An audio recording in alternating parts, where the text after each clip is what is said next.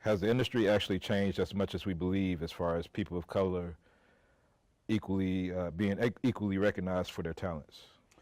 You know, it's a very interesting question. I think that there have always been extraordinarily talented people of color, and they weren't always compensated the way, but some of them were. You know, you look at somebody like Hattie McDaniels or Stepin Fetchit, you know, and not just them, of course, Poitier later, and people who were extraordinarily elegant.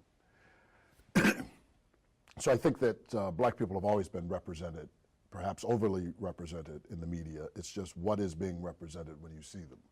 And I think that that has not improved. I think that, in point of fact, I think it's deteriorating. And I think that it is, that people really experiment with black people when they want to trot out some new idea that they want to gain some sort of purchase in the culture.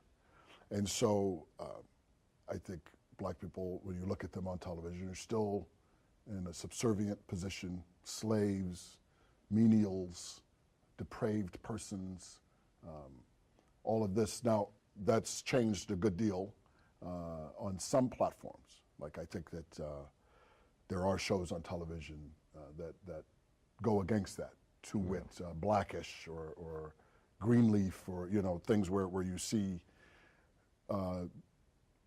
more melodramatic situations than just always the street culture, which you would think is the default experience for black people, when we know that the situation is far more dimensionalized than that. So I think there's more of it, but I think it's the equivalent of having more fast food stores in neighborhoods where there's not a lot of nutritious food or good food. You know, you got one Whole Foods, but that's many streets away, right? But there's a lot of burger stands. And I think that that's the cultural landscape for black people. And I would like to change that.